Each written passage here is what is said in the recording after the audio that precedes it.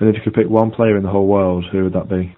If I could pick my one player, it would be Lionel Messi from Barcelona, who I believe is the world's best player, and I think he would tick all the boxes, for want of a modern expression, in many, many ways. He's the marquee name, he's the Galactico.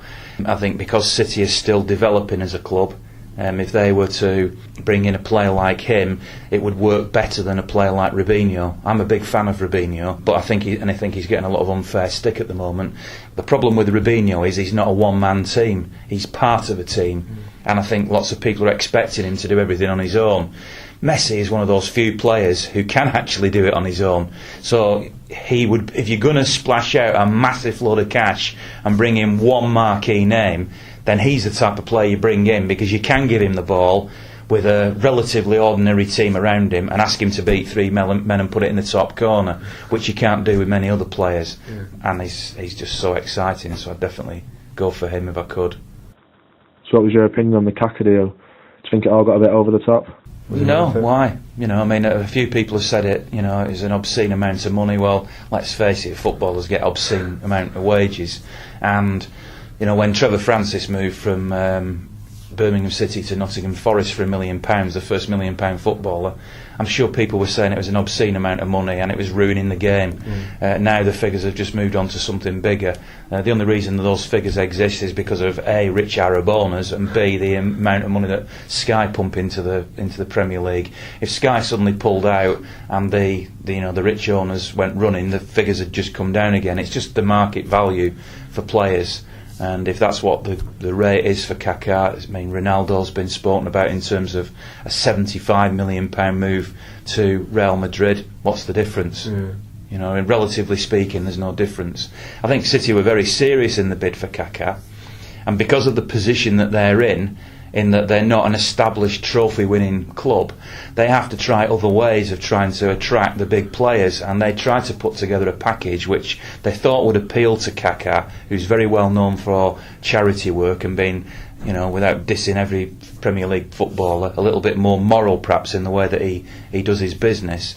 And I think they tried to appeal to him in terms of setting up a number of football academies around the world in his name, and rather than doing the headline of just saying you're on £300,000 a week or whatever the normal way of doing it would be, they were going to say to him, well, you be on £100,000 a week, but £200,000 a week that we would have paid you ordinarily will go to your charities. You'll feel better about that. The whole football world feels better about that. We feel good about that, and we still get our player. And that deal was quite a complex deal to put together.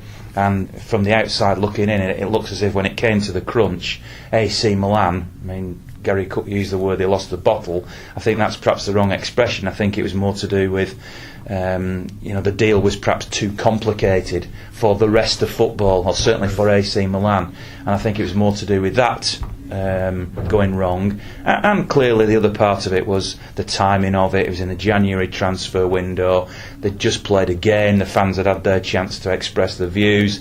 Berlusconi's a politician. He's very conscious of his own image. He knew that if he sold Kaká, there could be a risk to that. Kaká himself knew that if the deal didn't ultimately go through, his position might be a bit untenable with the fans. So I think there was a lot of complicated factors that saw that deal die a death. But in principle, no. What's wrong with paying whatever the rate is for a player?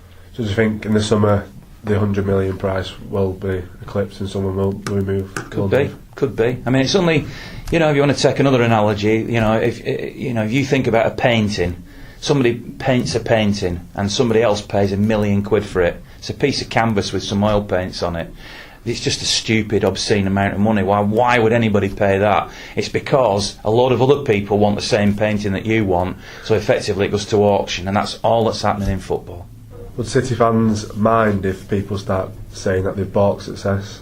No, I don't think they'll mind one jot, no. I mean, City have been everybody's supposed second favourite club for a long time. Why have they been liked? Because they're not particularly successful.